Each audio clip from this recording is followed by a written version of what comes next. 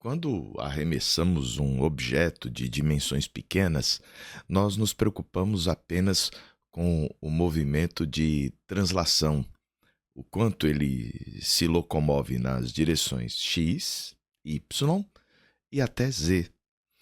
Agora, quando nós temos um objeto cujo tamanho, cujas dimensões não sejam desprezíveis em relação aos deslocamentos efetuados na trajetória, nós vamos identificar um outro tipo de movimento possível, que é o movimento rotacional. E assim nós conseguimos estudar o movimento total do nosso objeto fazendo uma composição da translação, aqui neste exemplo, de um ponto chamado centro de massa com o movimento rotacional, o movimento de giro deste objeto em torno deste ponto que nós estamos aqui, em especial tratando que é o centro de massa. A gente diz que um objeto, um corpo, um sólido, está em rotação pura quando todos os pontos que aqui fazem parte deste objeto fazem um movimento circular em torno de centros que se encontram sobre uma única reta, um único eixo. Neste exemplo aqui, a gente vai ter diversos pontos, este ponto A aqui e este outro ponto B aqui, fazendo ambos movimentos circulares em torno de pontos contidos nessa reta aqui, representada por esse semi-eixo Z, que vai constituir, no caso, uma rotação pura. Não haverá outros movimentos a não ser esses movimentos rotacionais em torno de centros que estão sobre um mesmo eixo. Tecnicamente, vamos dizer que um corpo rígido move-se em rotação pura se uma linha de referência perpendicular ao eixo, até digitei aqui errado, esta linha CA ou a linha CB, acaba uma ficando sobre a outra. Essas linhas são perpendiculares ao eixo aqui, que a gente está adotando. Descreve o mesmo ângulo que qualquer outra linha de referência. Então, se eu for pegar uma outra linha de referência aqui, CE, por exemplo, se essa daqui girar 10 graus, esta outra linha aqui também deverá girar os mesmos 10 graus. Aí nós vamos ter um corpo rígido com rotação pura, aqui adotando uma reta como eixo de referência para o giro. Nós vamos, nesta aula, adotar apenas o estudo do movimento de giro. Nós sabemos que este ponto P, por exemplo, dessa barra que foi lançada girando e transladando no campo gravitacional uniforme, ela vai fazer um movimento de giro em torno do centro de massa e este centro de massa vai se deslocando numa trajetória que é um arco de parábola. Num primeiro momento, nós vamos estudar apenas o giro, apenas a rotação. Em um segundo momento, nós vamos fazer a composição do giro com a translação e saber também que nem sempre haverá apenas um eixo de giro.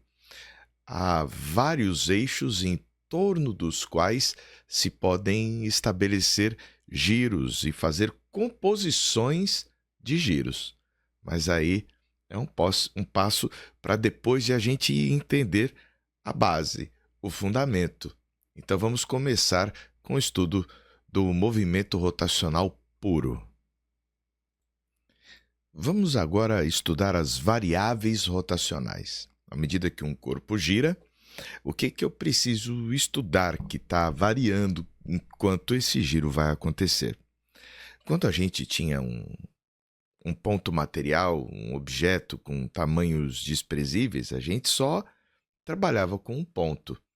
Aqui, para um corpo extenso, a gente consegue descrever este objeto, por exemplo, por meio de dois pontos.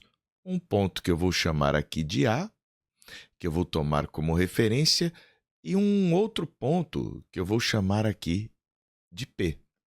Poderia ser um pouco mais para cá, um pouco mais para lá, eu poderia escolher qualquer um ponto deste objeto.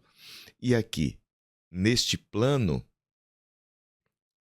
definir uma distância r e até um vetor r, que vai do ponto A até o ponto P.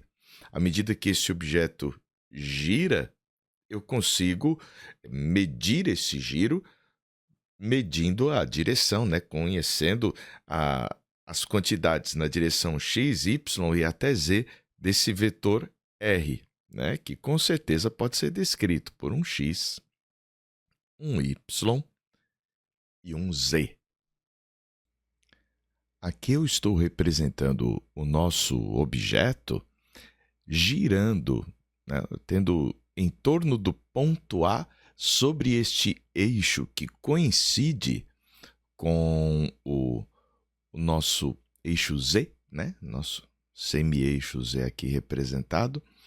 A gente tem o ponto P e ele vai poder girar aqui em torno desse eixo, tendo aquele ponto A sobre o eixo. É possível também para nós definirmos aqui para aquele ponto P uma posição angular, né, desde o eixo X até o local onde ele se encontra. Este ângulo nós vamos chamar de ângulo φ, por exemplo. E havendo movimento, este ângulo φ vai variando à medida que ele vai se movimentando. Além do ângulo φ, a gente pode ter a distância S. A gente pode dizer que existe aqui uma distância ao longo desta circunferência de raio R, que a gente chama de S. De acordo com a matemática, o valor dessa distância S ao longo desta circunferência é igual ao ângulo φ, desde que ele esteja medido em radianos vezes o módulo do R, que corresponderia ao valor do raio. Lembrando que ângulo é uma grandeza adimensional, mas que costuma ser medida ou em radianos, ou em graus, ou em revoluções. Um radiano corresponde a um ângulo referente ao comprimento de um raio, que equivale a aproximadamente 57,3 graus, e que, em termos de revolução, que seria a volta completa, 0,159. À medida que o giro acontece, a gente diz que se estabelece uma certa rapidez, a velocidade angular. A velocidade angular média corresponde à variação do ângulo φ dividido pelo intervalo de tempo. Então, pode ser medido em radianos por segundo, graus por segundo e até revoluções por segundo. Só que quando a gente usa revolução por segundo, é costumeiro chamar de frequência. Mas isso daí é só para... são detalhes matemáticos, né?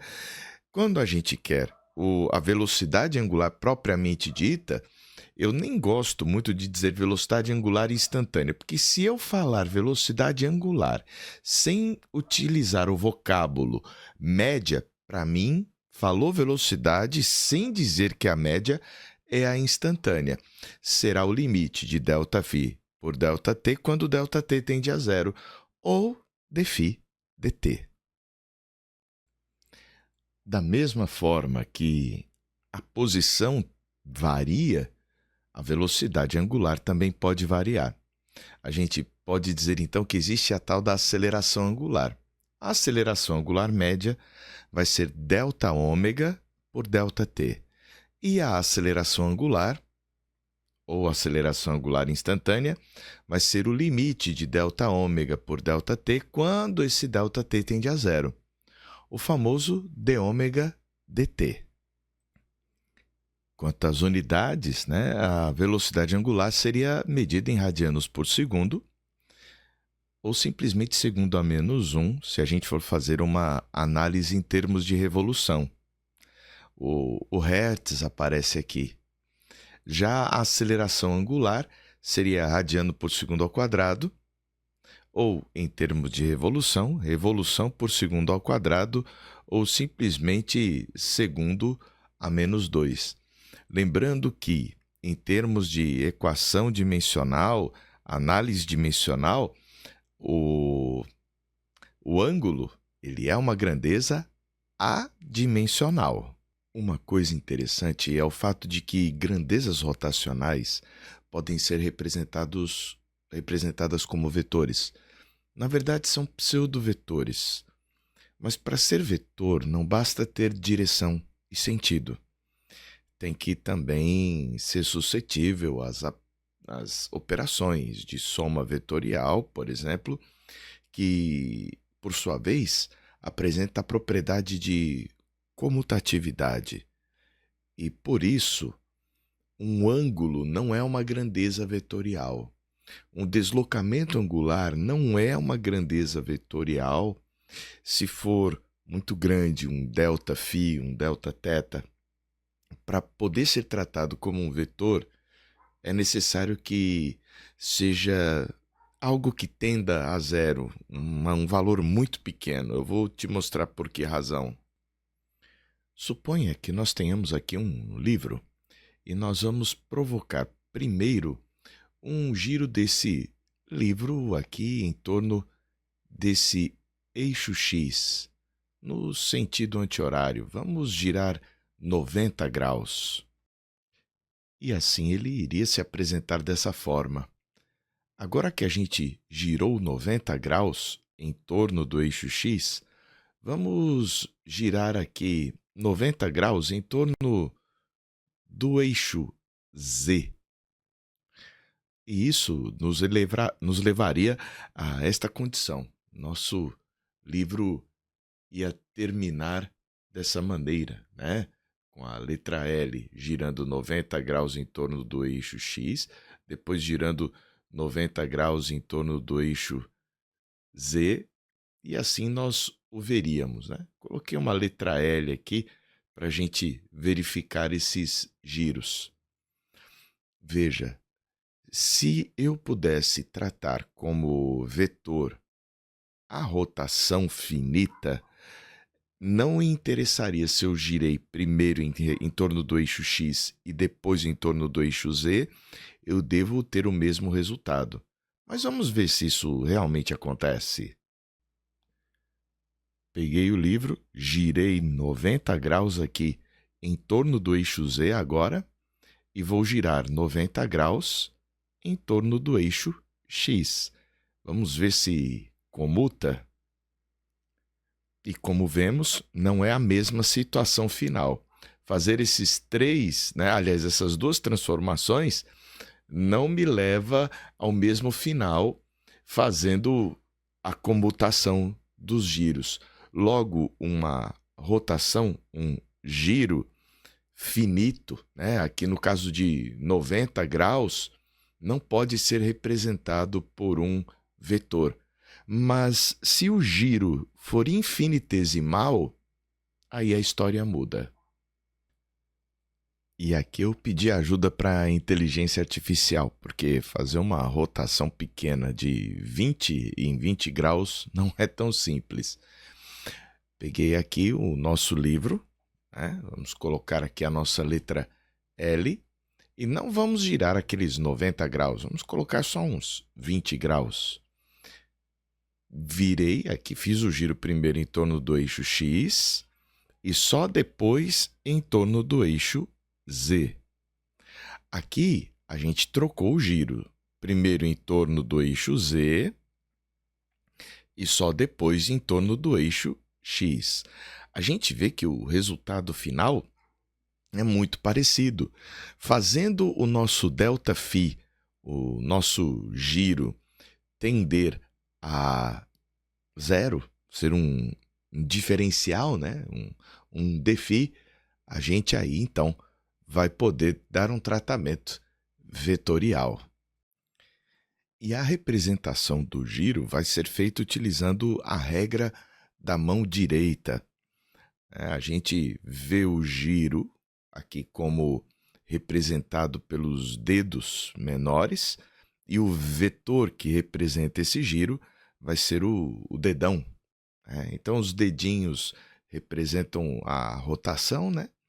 Enquanto que o dedão representa o vetor relacionado a essa rotação, que vai estar num plano, obviamente, perpendicular pelo que a gente vê aí na ilustração.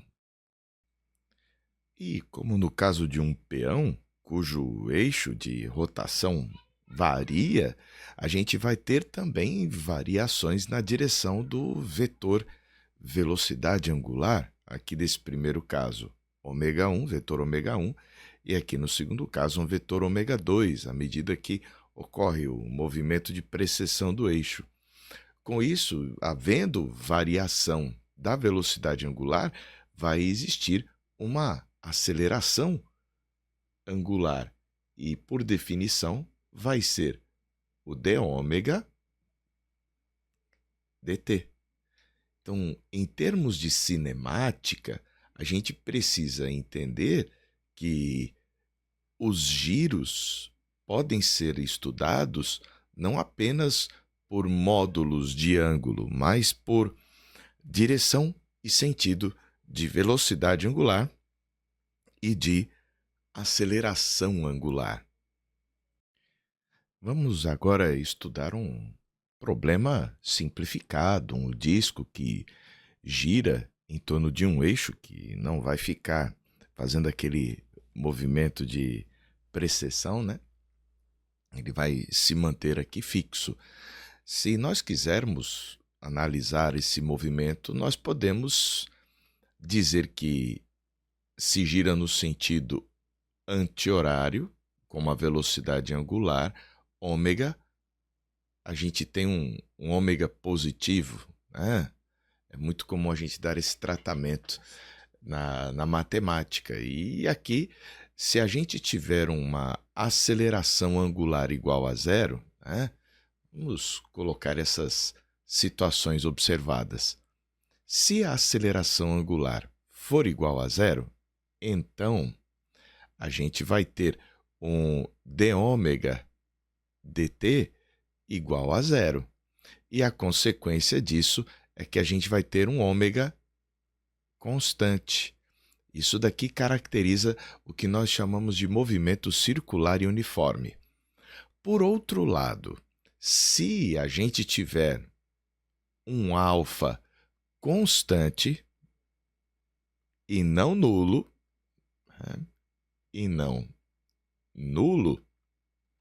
a gente vai dizer que o nosso d ômega dt é o nosso alfa.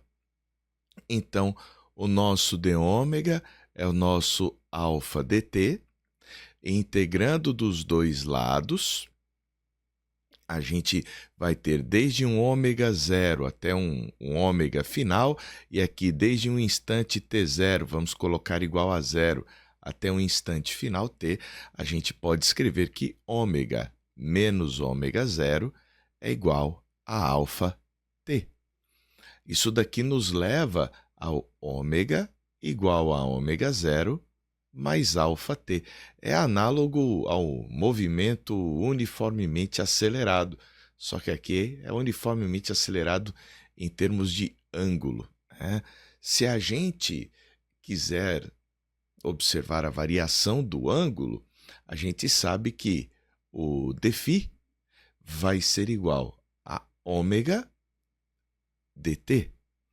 Então, se a gente trouxer aqui para o baile o ômega igual a ômega zero mais alfa t dt, e fizermos a integração dos dois lados, desde um φ0 até um ângulo final φ, a gente integra lá do outro lado, desde um t0 igual a zero até um t final, a gente vai ter que a diferença entre o φ e o φ0 vai ser igual a ômega 0t mais alfa t ao quadrado sobre 2.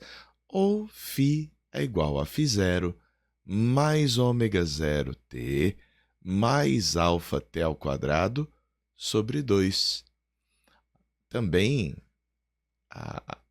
o pessoal costuma chamar isso aqui de equação do sorvetão angular, né? Fica aí a gosto de quem for estudar, fazer os procedimentos adequados. Isso daqui é uma análise cinemática, né? Nem todo movimento vai ser um movimento circular uniforme, nem todo movimento vai ser um movimento circular uniformemente acelerado. Esses são casos específicos que nos permitem ter alguma previsibilidade.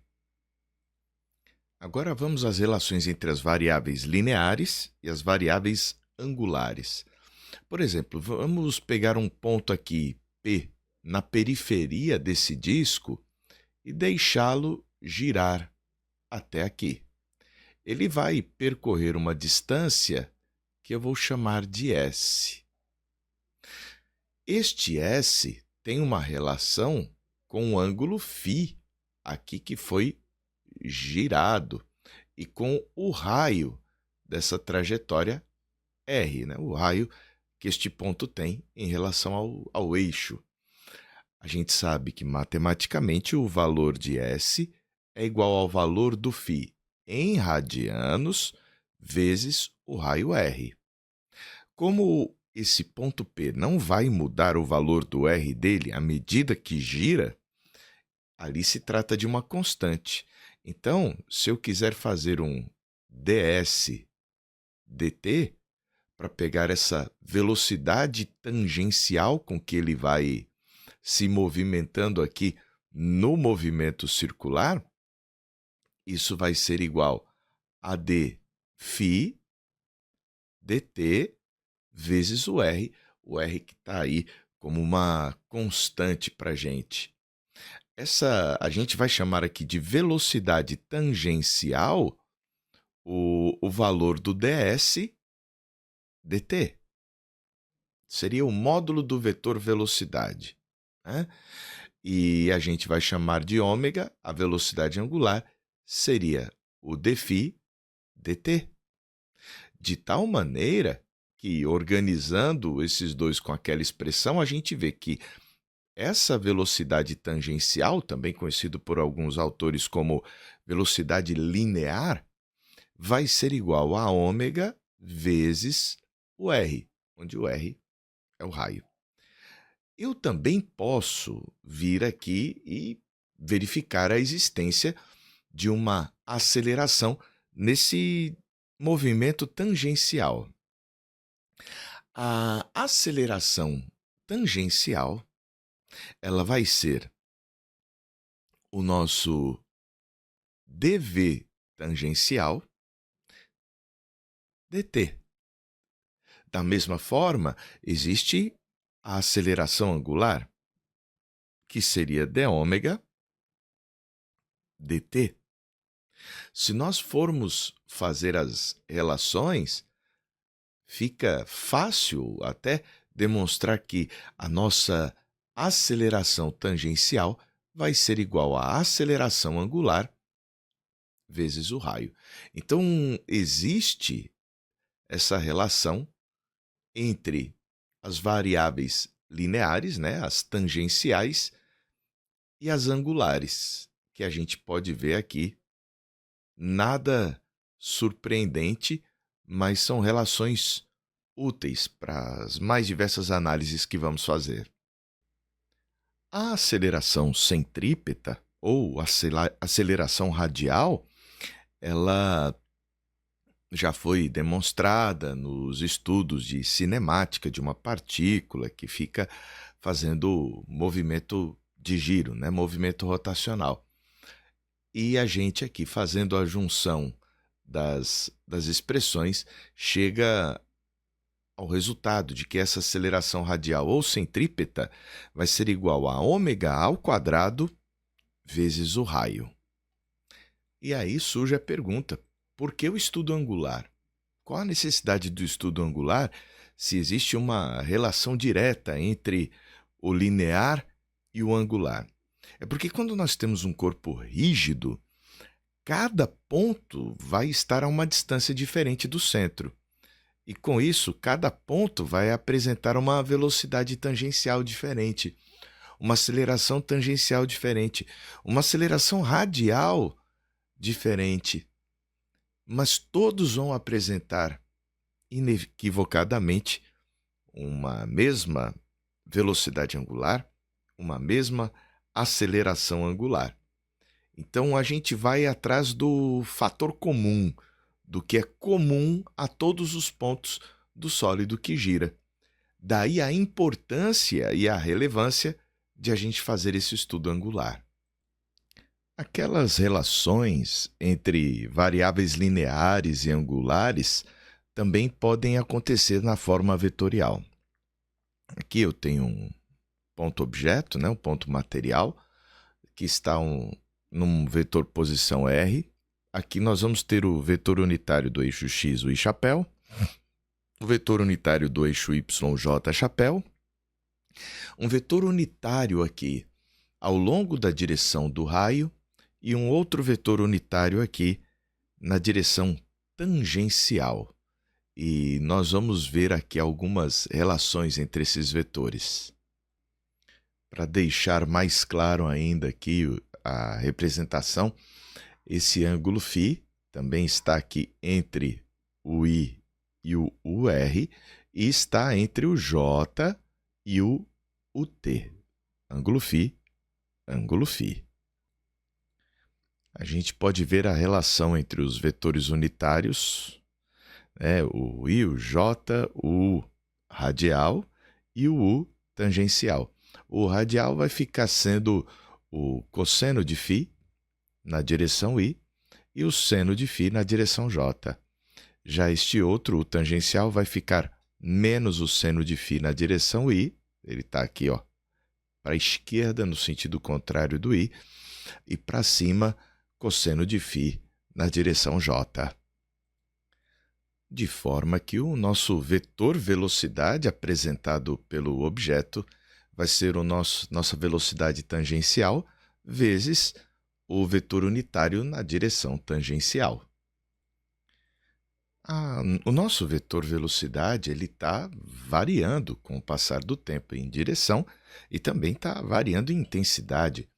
A gente pode dizer que o vetor A vai ser dv dt. Nossa definição. Mas o que a gente tem? A gente tem que o nosso vetor v vai ser equivalente a o vt, nossa velocidade tangencial, vezes o vetor unitário tangente, aquele ponto da trajetória. Isso aqui, dt. Mas a gente lembra das propriedades da derivada do produto. A derivada da primeira vezes a segunda, a derivada da segunda vezes a primeira. Então, nosso vetor aceleração A vai ser equivalente a dvt dt vezes o tangente, mais o nosso vt vezes o du tangente dt, utilizando aí essa propriedade. No primeiro termo que a gente tem aqui, isso aqui corresponde à nossa aceleração tangencial. Então, nós podemos dizer que isso daqui, olha, é o nosso alfa. Então, nossa aceleração A vai ser aquele alfa na direção tangencial. E a outra direção é interessante porque a gente pode pegar a derivada desse vetor aqui olhando para aquela definição que fizemos antes, Onde foi? Tá aqui, já tinha deixado aqui a definição desse lado. A minha cabeça ainda estava na página anterior. Então, a gente pode ver como é que isso daqui vai variar. Desenvolvendo isso, vou até repetir aqui, para só depois a gente ajeitar a expressão matemática. Vamos fazer aqui o nosso U de T, né? UT, né? Esse nosso vetor unitário dt vai ser igual a... Pegando isso aqui, olha, a gente tem a variação do ângulo com o passar do tempo. Então, eu vou colocar que vai ser menos d seno de φ dt na direção I chapéu, mais a derivada do cosseno de φ. Derivada do cosseno de φ em relação ao tempo, fazer assim para ficar mais elegante, na direção J chapéu. Estou pegando daqui, olha, que a gente já havia definido. A derivada do seno é o cosseno, mas a gente precisa lembrar da derivada de dentro desse sistema, porque esse φ varia com o t.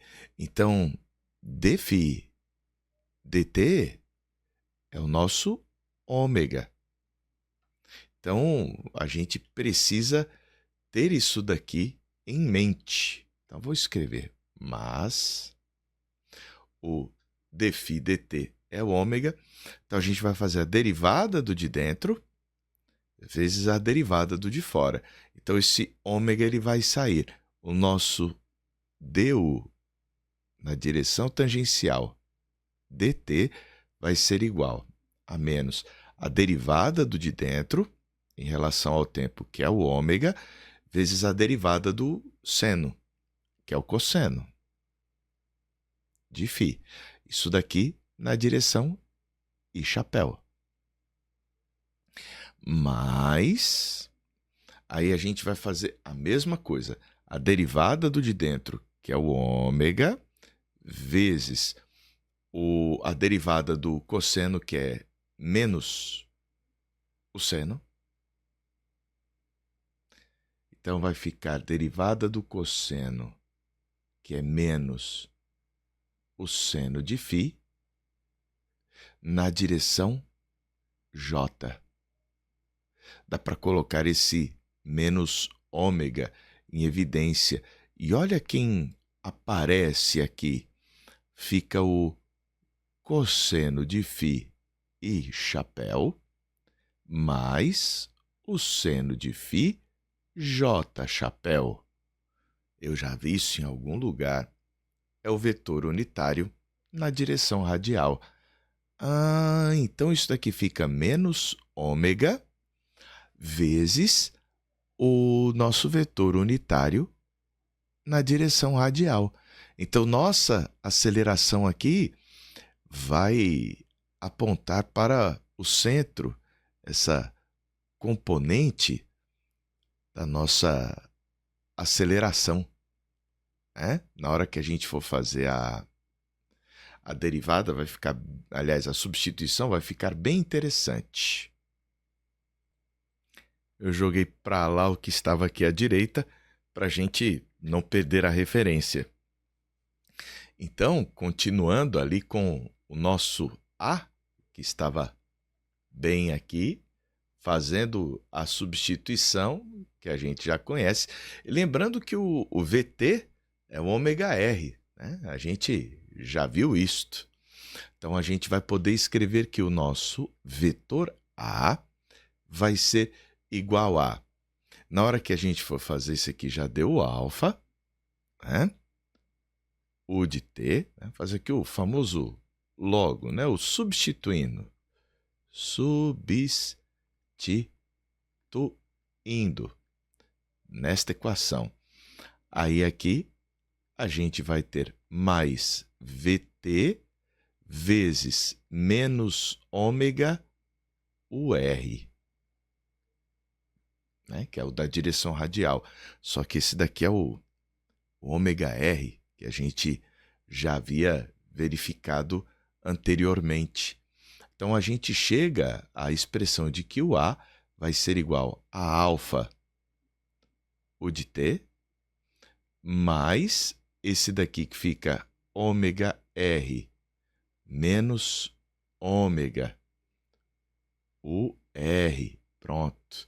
Então, a gente chega que a aceleração resultante vai ser a aceleração tangencial, mais essa outra aqui, vai ficar com menos, né? Menos ômega ao quadrado R, U de R, para dizer que está apontando para o centro.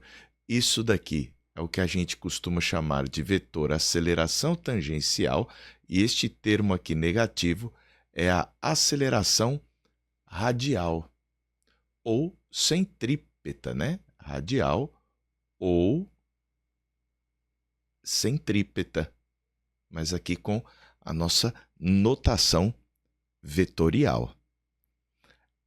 Será que tem mais coisas interessantes? Tem. E agora começa a aparecer um pouco mais da disciplina de geometria analítica. Aqui nós temos uma partícula girando em torno de um ponto A, num sistema de referência com origem no ponto O. A gente sabe que o vetor velocidade angular, de acordo com a regra da mão direita, está aqui, ó, ômega, vertical e para cima nesse giro. Aqui nós temos a representação da velocidade e da velocidade angular. A nossa grande ideia agora vai ser representar a relação entre este vetor ômega, este vetor R e este vetor V. É possível demonstrar, utilizando a geometria analítica, que o valor do nosso vetor, né? Aliás, o nosso vetor V, ele é o produto vetorial do vetor ômega pelo vetor R, onde este R é o vetor posição, não é o raio da trajetória. O raio da trajetória Rzinho aqui, que a gente estava representando, seria correspondente ao módulo do Rzão vezes o seno do ângulo θ aqui que existe nessa representação. Então, nós podemos utilizar as regras do produto vetorial para definir a relação entre a velocidade, né, o vetor velocidade e o vetor velocidade angular, bem como o vetor posição. Vai obedecer a esse produto aqui. Da mesma forma, a gente pode ir atrás de uma relação para o vetor aceleração. O vetor aceleração que é composto pela aceleração radial e pela aceleração tangencial. Olhando para cá, para essa outra representação, o nosso vetor aceleração vai ter como componente tangencial o vetor alfa, que a gente está colocando aqui, olha. O vetor alfa, que é o produto vetorial R. Isso daqui vai dar uma parte do nosso vetor, que seria a componente tangencial dele, e também a gente vai ter a componente centrípeta dessa aceleração, que seria dada pelo produto vetorial ômega vetorial V.